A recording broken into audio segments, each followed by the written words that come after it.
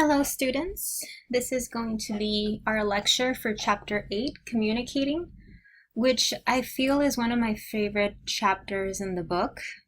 Effective communication or ineffective communication is something that could bring about a lot of problems, and effective communication is something that could potentially fix a lot of problems.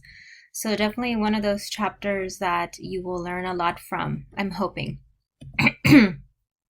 As with every chapter, let's start with a quote.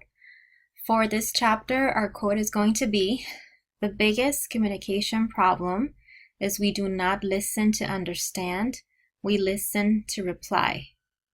Let that sink in for a moment. How many times have you heard somebody or listened to somebody's statement, and the first thing you want to do is reply without actually understanding what the person said? And sometimes when we do this, it's because it comes from a misunderstanding. It can come from a place of anger. It can come from a place of confusion. But if you ever take a communication class at Mesa College, one of the things your professor is going to say is that one of the biggest problems with communicating with others is that, one, we do not listen. And when we listen, we don't listen to understand, we just listen to reply. Definitely think about this quote as you're applying it to your own life. How many communication problems have you had with professors, counselors, mentors, significant others, mothers, sisters, brothers, fathers, friends? And the majority of the time, the problem we had is because we don't understand each other. What we will learn in this chapter, we're going to be talking about how to keep the channels of communication open, choosing to listen, choosing to speak, how to develop emotional intelligence, collaborating for success, how to manage conflict, 5 ways to say no, but say it respectfully, 5 steps to effective complaints, mastering social networks, which is a very popular, trendy topic right now, what is academic integrity and avoiding plagiarism, and mastering public speaking. As with every chapter, there's the why, the how, the what if, and the what. Why we're learning communicating? Well, because communication skills are as important to your success in college and in life as technical skills. Think about a day when you go without communicating, whether that communication is verbal, is nonverbal, through text or through type or through word format. Every single day you're communicating. How? As with every chapter, skim the chapter for 3 techniques you want to try this week, this month, or this semester. And what if, with this communication idea, what if I could create the kind of relationships that I've always wanted? One of the things that you're going to learn with knowing how to communicate adequately is that you can actually have the type of relationship you want with others if you learn to effectively communicate and to effectively communicate your needs, your ideas, and your wants. And by communicating these, you also understand others' ideas, thoughts, and you try to listen for what? Listen for understanding, not for replying. So let's begin. Let's talk about discovering what you want. Let's talk about the ladder of powerful speaking. When you give your word, you are creating literally. The person you are is, for the most part, a result of the agreements you make with yourself and with others. Think about it. Others know you by who you are, by the words, and by your commitments. Again, let me say that. Others know you by your words and by your commitments. Relationships are built on agreements. When we break a promise to be faithful to our partner, or to help a friend move apartments, or to make a payment on time, relationships are strained. The words we use to make agreements can be placed into 6 different levels. Think of them as being the different levels of a ladder. As we move up the ladder, our speaking becomes more effective. The first and lowest rung on the ladder is obligation. Words are like I should, he ought to, someone had better, they need to, I must, and I had to. This way of speaking implies that someone else is in control of our lives. The second rung of powerful speaking is planning. I apologize. The second rung in powerful speaking is possibility. We examine new options now. We play with new ideas. We have possible solutions and alternate courses of action. Phrases can be I might, I could, I'll consider, I hope so, and maybe. The third rung of powerful speaking is preference. Here we begin the process of choice. I prefer, the signals that we're moving toward one set of possibilities over another. The fourth rung is passion. Words used here are I want to, I'm really excited to do that, I can't wait. Action comes from the fifth rung, planning. When people use phrases such as I intend to, my goal is to, I plan to, I'll try to, they're at the level of planning. The sixth and highest rung is promising, promise. This is where the power of your word comes into play. At this level, it's common to use phrases such as I will, I promise to, I am committed, and you can count on it. Promising is where we bridge from possibility and planning to action. This is where you employ your word. Think about what level of the rung you're at or you most commonly stay at. For a lot of students, especially as they're transitioning from high school to college life, with that non-break in between, because think about it, you just possibly ended high school a month ago and now you're starting college level classes in the summer. You might be fixated at the ladder of obligation and you use a lot of words like someone better to, they need to, I must, I had to, and this implies that someone else has control over you and your life. When you're a college student, when you're an adult, you might want to use powerful speaking techniques and move up the rungs of the ladder. Let's talk about employing your word. More valuable than gold. Think of when someone broke their word to you. How did it make you feel? How did it make you feel about them? Think of a time when you told someone you would do something, let's say a task at home or at work, or a favor, or a volunteer activity, or a school assignment, but you failed to follow through. How did you feel? How do you still feel about breaking your promise? Write down 5 words that describe your feelings. You can try this right now or later on. Now think of a promise that you made recently or that you are considering making. Maybe a friend asked you to do something this week. How can you make sure you keep this promise?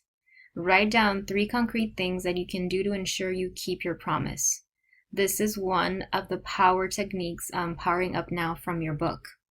Can you imagine if I see a student, I'm going to use the example of a counseling session, and I promise the student that I'm going to clear their prerequisite for English.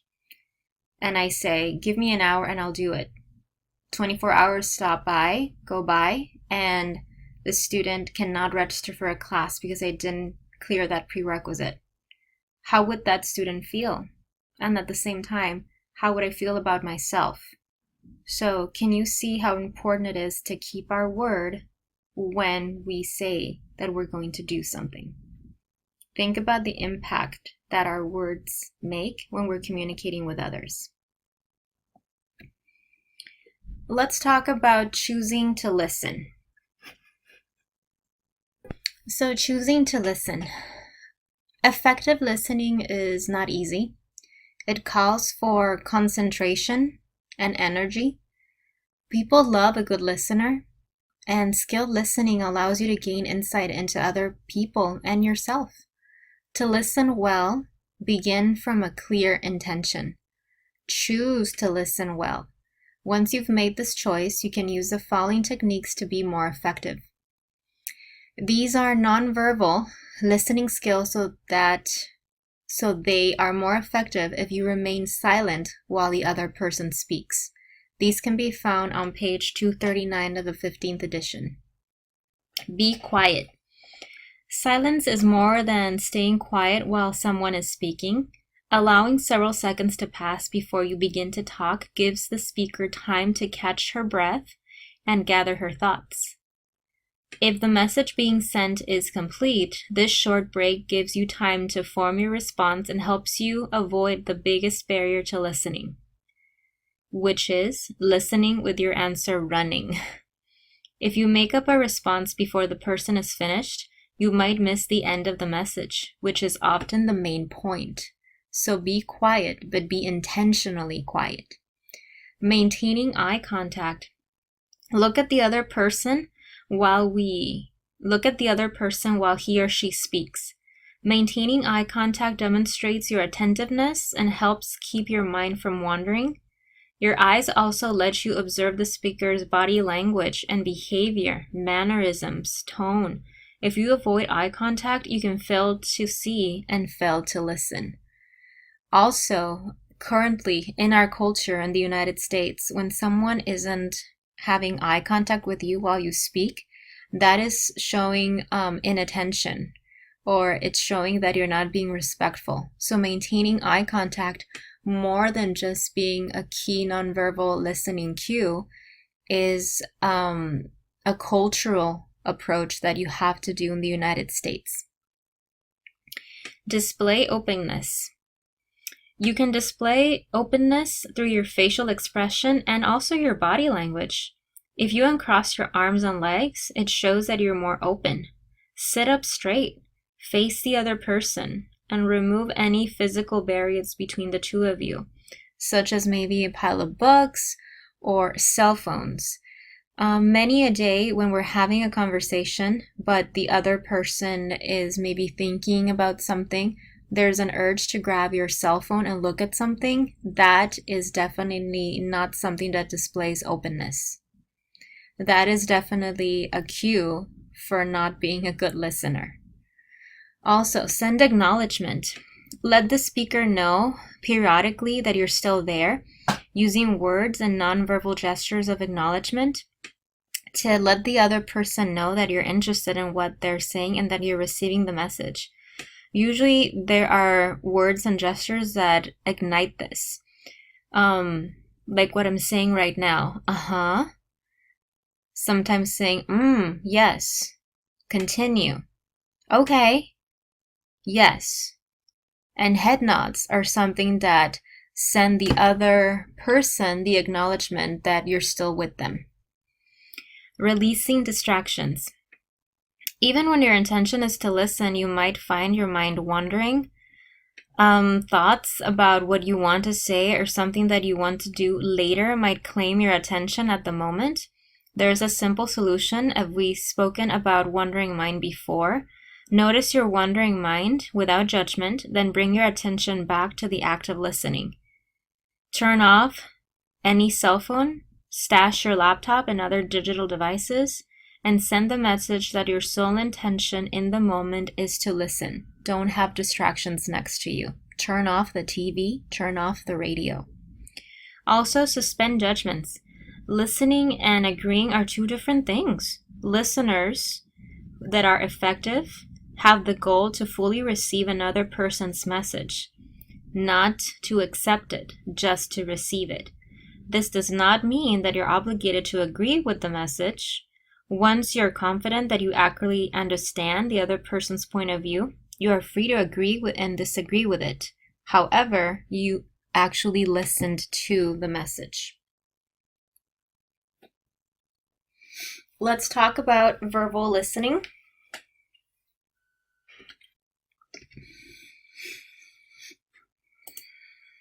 Let's go to page 240 of your book. Let's talk about some of these skills. When verbal listening, choose when to speak. When we listen to another person, we often interrupt with our own stories, opinions, suggestions, ideas, and comments. So choose and know when to speak. after the other person has finished their message. Delay your verbal responses. It means that you are waiting for an appropriate moment to respond. Nobody likes to talk to a person that's always interrupting and interjecting their own thoughts. Everybody wants to be listened to. Think about yourself and think about when you're having a conversation with somebody. How many times does it irritate you that people interrupt you and not let you finish a sentence? Feedback meaning. Sometimes you can help a speaker clarify their message by paraphrasing it. This does not mean mirroring what the person said or parroting what she says. Instead, summarize it. This is definitely something that's taught when you're doing marriage counseling or marriage and family therapy, couples therapy. Paraphrasing what the other person said is one of the tricks to more effective communication. And when you feedback the meaning, just be concise. Don't go above and beyond and create a long sentence. Be concise so that the other person is hearing what you're hearing based on how you're hearing them say something. And as anything, notice verbal and nonverbal messages. You might point out that the speaker's body language seems to convey the exact opposite of what the words are actually saying. For example, say something like, "I noticed you said you're excited, but you actually look bored." Listen for requests and intentions. An effective way to listen to complaints is to look for the hidden request in them. "This class is a waste of my time" can be heard as, "Please tell me what I'll gain if I actively participate in class." Allow emotion. In the presence of full listening, some people will share things that they feel deeply about. They might shed a few tears, cry, shake, or sob. If you feel uncomfortable when this happens, see whether you can accept the discomfort for a little while longer. Allowing an emotion to happen when you're listening to something can be one of the most liberating things for the speaker. Ask for more. Ask for clarification. When you don't fully understand something, it's okay to ask for more. People like to talk about themselves and share their stories, so ask for more. Be careful with advice. Questions are directive. They take conversations in a new direction, which may not be where the speaker wants to go. Ask questions only to clarify the message, but not to stray the message or what the speaker wants to convey. Also, take care of yourself. This means that when we are good listeners, there are times when we don't want to listen. You might be distracted with your own concerns, so be honest and don't pretend to listen. You can say, "I know you're telling me something that's important right now, but I'm pressed for time, so can we set aside this talk for another time?" It's okay not to listen sometimes, but be honest about it. And stay open to the adventure of listening. Basically, receiving what another person has to say is an act of courage. You don't always have to listen, but if you care enough about someone, or if you care enough about what they have to say, you will listen to them. Now let's talk about choosing to speak. Let's say a lot of us have gone through this. You have been talking with people for most of your life, and you usually manage to get your messages across, but there are times when you don't, and often these times are emotionally charged. Let's talk about choosing when to speak. Replace you messages with I messages. It can be difficult to disagree with someone without him or her becoming angry or you're becoming upset. When conflict occurs, we often make statements about the other person. "You are rude. You make me mad. You must be crazy. You are the perpetrator. You don't do things." This kind of communication results in being defensive. The response might be similar to these: "I am not rude. I don't care. No, you're the one who's crazy." So try to change that. Use I messages. I messages might feel uncomfortable or seem forced. That's okay. But I messages convey what you're actually feeling and they're not attacking anybody. As you're going through the choosing when to speak chapter, the choosing when to speak area of this chapter on page 241, because it's a little lengthier than what I want to convey, I want you to go through the remembering that questions are not always questions, choosing nonverbal messages, noticing barriers to sending messages, speaking candidly, offering feed forward, and speaking up. I want you to read through these yourself and let me know what you think. This would be a good example for a question you might have in a discussion board post or for adding to one of your journals. I want you to read this section on your own. Let me focus now on developing emotional intelligence. Emotional intelligence is defined as a cluster of these traits: self-awareness, self-regulation, motivation, empathy, skill in relationships. What is self-awareness?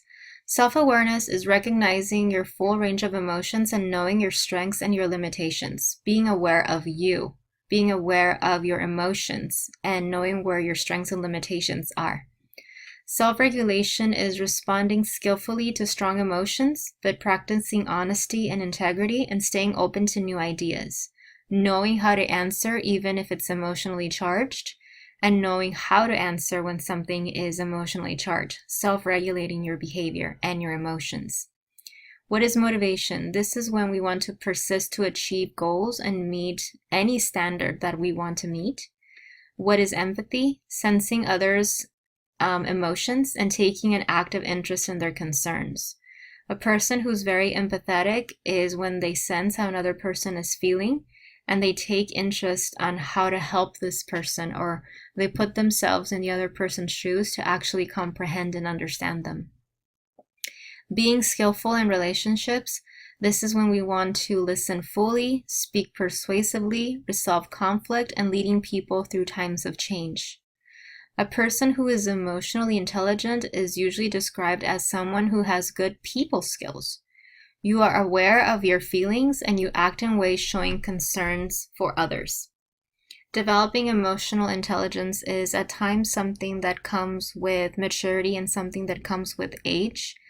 If maybe you're good at empathy and you have a high motivation for yourself, but you have some trouble being self-aware and self-regulating, and you have trouble in relationships, something to work on. Now that you know that these 5 traits are components of emotional intelligence, it might be good for you to notice which one of these traits you have strengths in and which one you have weaknesses in, and maybe you want to work towards them. The strongest emotion consists of 3 elements: physical sensations, thoughts, and actions. Usually they happen so fast that you can barely distinguish them. If you suddenly perceive a threat, let's say your boss comes and shouts at you, your heart starts beating fast. That's the physical sensation. Then thoughts go through your head. Oh my God, I will be fired. And then you take some form of action. You possibly will yell back at your boss. And it usually happens so fast that you can barely distinguish them. The other traits for developing emotional intelligence is naming your emotions. If you name your emotions, it gives you the power over the emotions, not the emotions over you.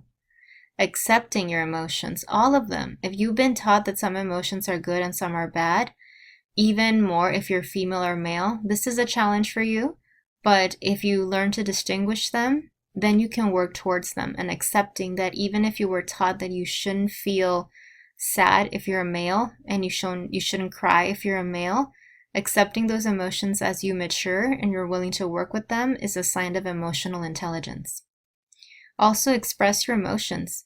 Use I messages and don't blame others for how you feel. You're the one responsible of how you receive a message and what you do with it, whether that message is an attack on your person or on something you think about, something that's a belief, or someone. You are responsible for how you feel. Nobody can make you feel inferior without your consent. Respond rather than act. At the heart of emotional intelligence is moving from mindlessness to mindful action. So again, I'm going to repeat that. Respond rather than react. At the heart of emotional intelligence is moving from mindless reaction to mindful action. Also, make decisions with emotional intelligence. When having to decide on something, ask yourself, how am I likely to feel if I do this? You can use your gut feelings. The majority of the time when we feel something in our gut, it turns out to be correct. Maybe you need to start listening to yourself and your inner self before you make choices. Let's talk about communicating within teams, something that can be very challenging, or getting things done as a group. Things get done when people collaborate on teams, for sure. These following strategies are helpful when collaborating in teams, which for some of us can be a challenge. Draw lessons from the past. During the first meeting, set aside time to talk about everyone's past experiences with teams and share best and work experiences so that they don't happen again, or they do happen again if they're good experiences.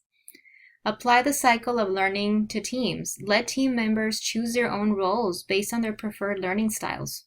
Don't assign, ask. Let the people choose. Also, share roles. Decide on a leader. Maybe vote on it.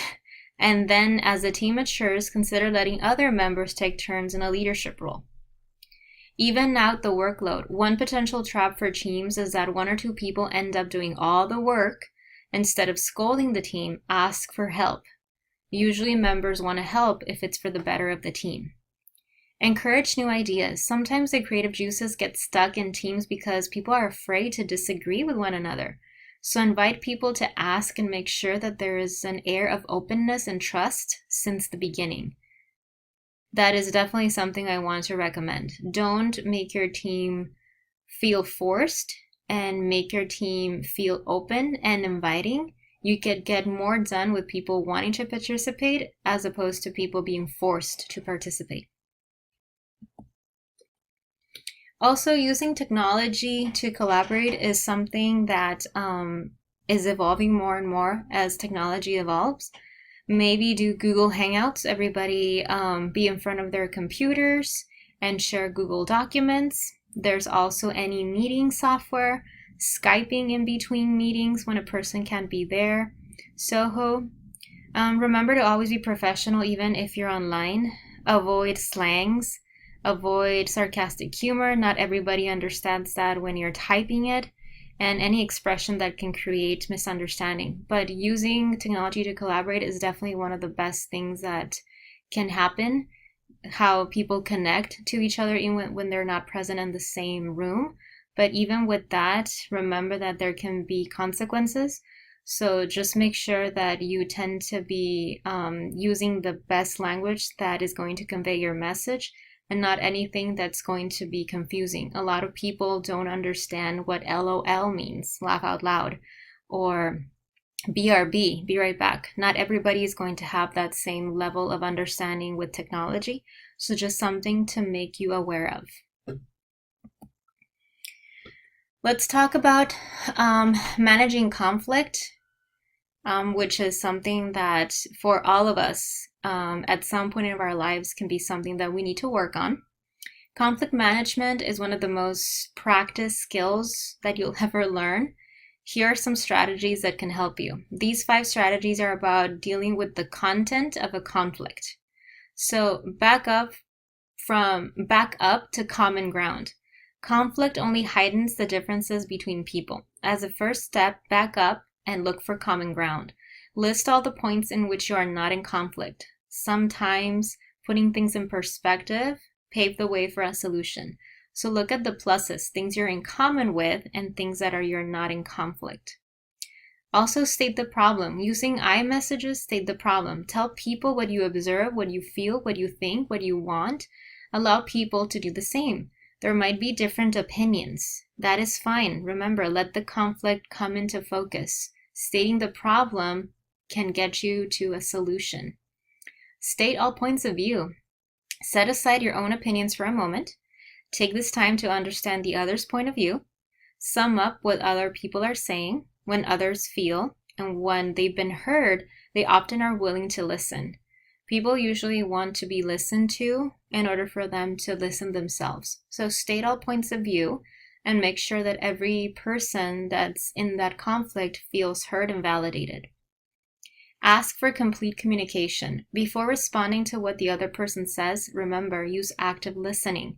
Check to see whether you have correctly received that person's message by saying, "What I'm hearing you say is," and you repeat what you heard or what you understood, and then you answer by saying at the end, "Did I get that correctly?" Focus on solutions. After stating the problem, dream up solutions. Evaluate the ideas that were brainstormed. Discard the bad ideas. Talk about the good ideas and have a list of agreed upon ideas. And also focus on the future. Instead of rehashing the past, talk about the future. Think, what can the team do to prevent the same problem in the future?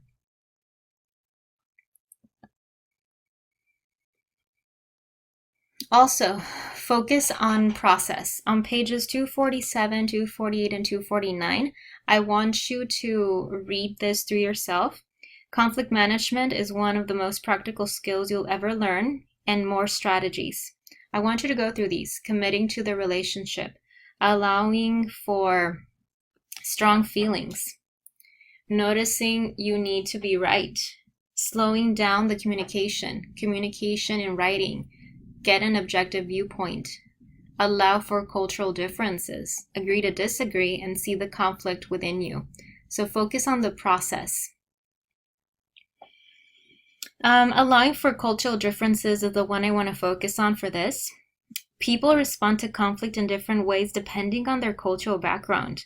Make sure that you're aware of that. Some stand close to you because that's cultural. Some speak very loudly because that's part of their culture. Some people make direct eye contact. Some people don't make eye contact. Some people don't shake hands. Some people stand very far away because that's respectful to them. Other people avert their eyes, mute their voices, and increase physical distance. When it seems to you that other people are sidestepping or escalating a conflict, consider whether your reaction is based on a cultural bias. For some cultures, men cannot directly speak to females, or females cannot directly speak to men. Definitely something to keep into consideration when you're managing a conflict. That's the one I want you to think more intently about, because we live in a country where we deal with different cultures, different religions, different races, and different cultural aspects. Staying safe on social networks. This is something that is covered on pages 253 to 254 of the chapter. Most of us use or have one or more social networks, and we use them on a daily basis. That can be Facebook, that can be Skype, that can be Twitter, that can be Instagram, that can be YouTube, that can be WeChat, that can be WhatsApp. There are so many apps and so many ways to communicate in social networks now that it's hard to keep track. And there are some common sense guidelines. One that I want you to focus on is post only what you want to be made public and permanent. Remember that employers can look up features and do a Google search on you based on anything that you made public, because it's public information. So only post what you want to make sure that is public and permanent and something that won't damage you in the future. Use privacy features. When possible, only post things to people you want to share with, and have privacy features for your pictures and for your personal information. Monitor your online presence. With monitoring your online presence, you definitely want to be cautious about what you're representing of yourself and how frequently. With monitoring your online presence, maybe in a couple of weeks or months or a year after you post something, you want to look back and see if it embarrasses you now, and you might want to remove it. So act today to protect the person you want to be 4 to 5 years from now. Also, friend people with care. Don't just add a friend for the sake of adding a friend. Make sure that you know who these people are. Maybe you want to limit your privacy features in terms of just letting people that are friends of you see your posts and can friend you. Always be careful about who you friend. Be cautious about meeting community members in person. Maybe you want to do it in a public setting while another person is with you, not alone. You never know if the person on the other side of the social network is actually truthful. Also, report any malicious content. If you see anybody posting things that are unethical, cruel, inappropriate of any nature, report it to that social network. There is a feature on most social networks where it says report any inappropriate content. And also remember netiquette. You guys read netiquette guidelines and you're respecting those guidelines as we go on in this online course. Remember, the word etiquette refers to common courtesy in interpersonal relationships, such as you don't speak in front of another person who is speaking, you don't interrupt, you don't do certain social cues that people would consider offensive. Its online equivalent is called netiquette. Remember, you read the netiquette guidelines for this class. So a set of guidelines for using computers, cell phones, or any form of technology. Respect other people's time. Fine-tune the mechanics. Proofread your message for spelling and grammar, just as you would a printed message. And try not to use abbreviations because not everybody knows what LOL, BRB, and a lot of different actually acronyms that I can't even know what they are, and some of my students need to tell me what they are. Also avoid typing passages all in uppercase letters because in online netiquette, uppercase letters means that you're shouting. Also, design your messages for fast retrieval. Avoid graphics and attachments that take a long time to download. Typing up your recipient's computer, so making it just work too slow. Remember that the message is missing the emotion. When you communicate online, the people who receive your email would miss out on the voice inflection and the nonverbal cues that are present in a face-to-face communication. So be careful that your message is not misinterpreted. This is something that I want you all to be aware of as you're sending emails to yourselves. Amongst yourselves in the discussion board, you might be noticing that.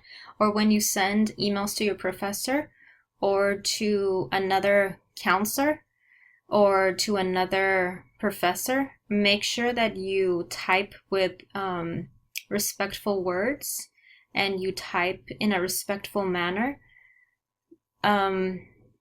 I will tell you that when I receive emails from students just asking me something as if I were their friend and using phrases that are not respectful, in my opinion, I don't form a good opinion of that student.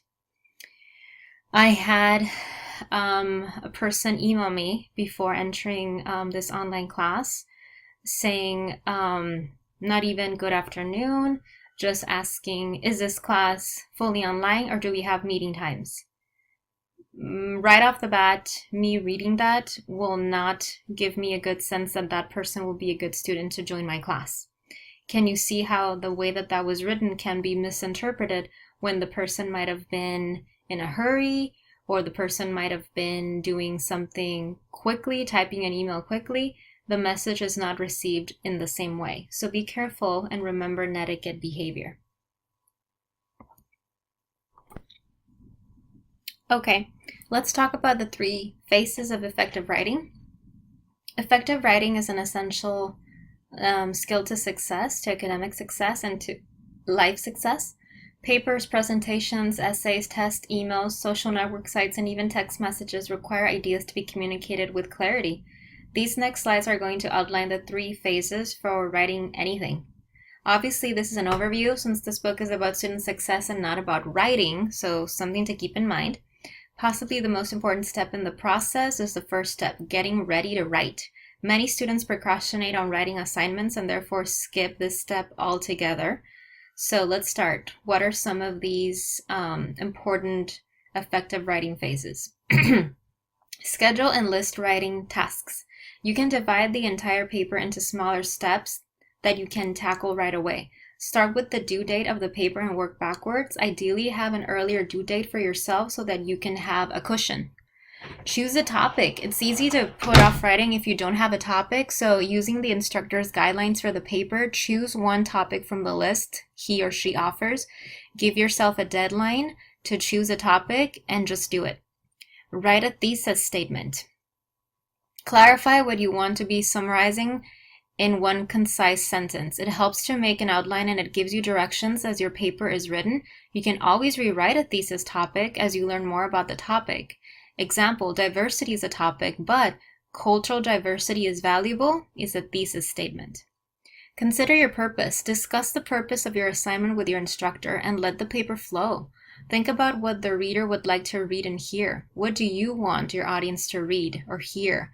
How you answer these questions influences your writing. Support what you're stating with evidence. Do initial research. First, state your thesis, then you conduct research and you uncover facts about your topic, then you support your thesis or not, or you change the thesis. Outline. This is like a map. An outline keeps you from wandering off topic. To start the outline, brainstorm ideas, write a sentence on an index card or piece of paper or the word processor, whatever you use, and continue with ideas in whatever form you want, and then organize the ideas how you would find them to be logical in your mind. Do in-depth research. If you're using 3x5 index cards, organize the ideas you have created in previous steps and look for information stated on each card.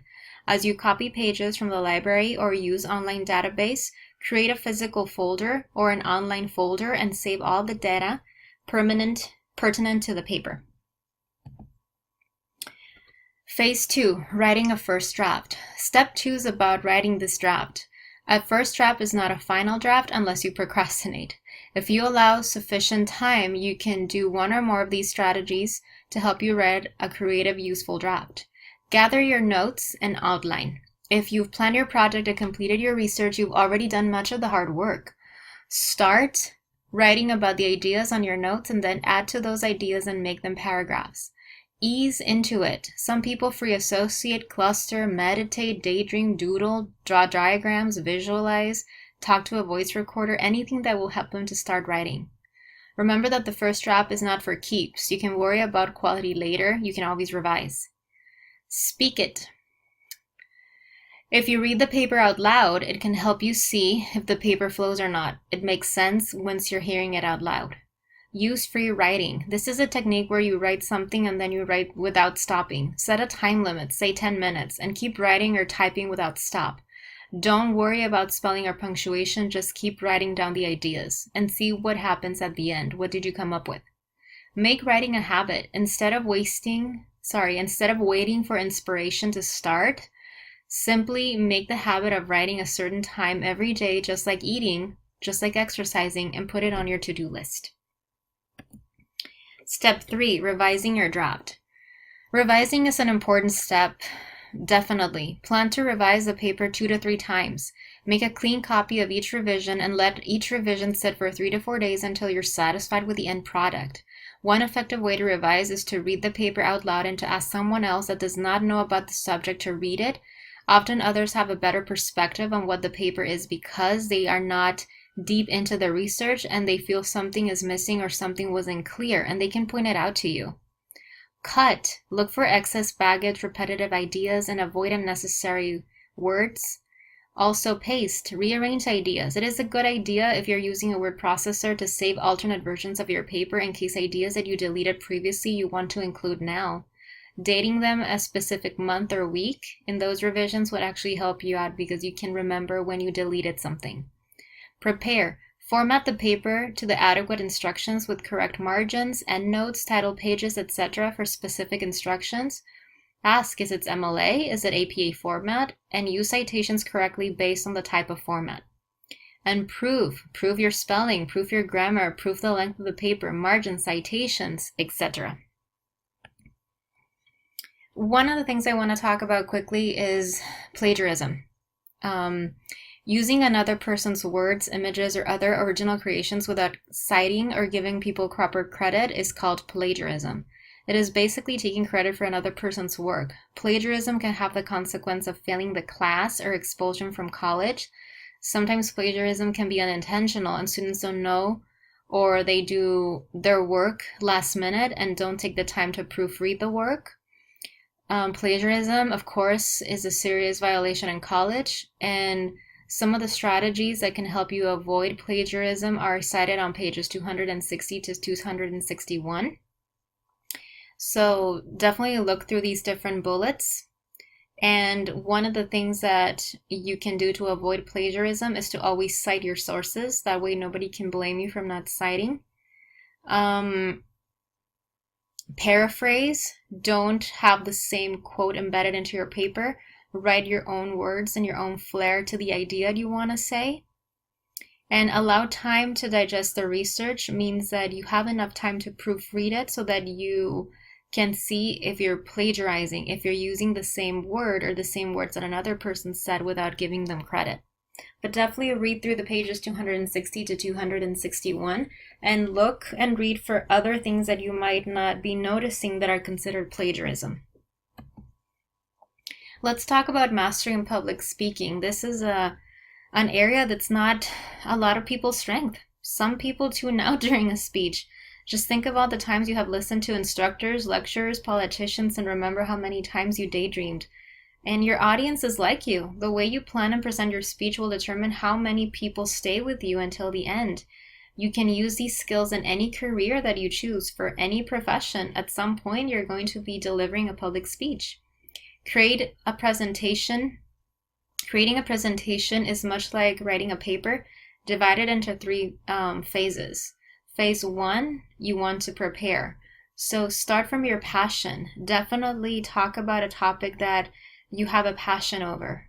If you have a passion over a certain subject, you will definitely know as much about it to deliver that message effectively, and it'll show. You won't forget it because you have an interest in it. Analyze your audience, what type of message you want to deliver, and who is listening. Is it fellow peers? Is it academics? Is it family members? Who is your audience? Organize your presentation so that it makes sense. Have a beginning, a middle, and a conclusion. Write your introduction, write your main body, write your conclusion. Definitely just don't shoot ideas out into the open without having a logical sequence. If you can have speaking notes, if you're able, before presenting a speech, to have some index cards there, it is valuable to have notes in front of you. And having supporting materials in front of you, whether it's a PowerPoint presentation or a poster, can help you remember what you're going to be talking about and just overcome your fear. You cannot overcome your fear until you practice. And actually practicing in college is a safe space. Can you imagine going into an employer's office or a potential employer's office and not knowing how to public speak? Practice in college. That's the best suggestion that I can give you. And always practice your presentation. Just don't assume that it'll go by smoothly if you don't practice it. Practice it enough to the point that you know it front and back. Phase 2 for public speaking. You want to actually deliver the message effectively, so dress for the occasion. Something that I want to make you aware of, if you're presenting for a class and it's an important research project, you might want to step up your dress code and not dress in jeans and in sneakers. Practice your voice. Don't speak too fast and don't speak too slow. Maintain eye contact with your audience. Notice your nonverbal communication. If you're moving your arms or your hands too much, or you're moving too much across the room. Make note of the time. Notice if you have a time limit, if you're meeting that time limit way too soon or you're going over. Pause, because the audience needs to also pause to stay with you. And have fun. Public speaking of something that you actually are passionate about can be something that's very, very exciting. And when you have a person that's a good public speaker and they're passionate about their subject, it only makes the message more enjoyable for the audience. Phase 3 of mastering public speaking is reflecting. After you've gone through your presentation, write journal entries of how you felt afterwards, what was helpful, what went well, what didn't went well, and always ask for feedback. If your professor is willing to give you feedback, if your peers are willing to give you feedback and you're open to suggestions, ask for feedback. This is the last slide of this chapter. I will see you all in the last chapter for this section, which is going to be diversity.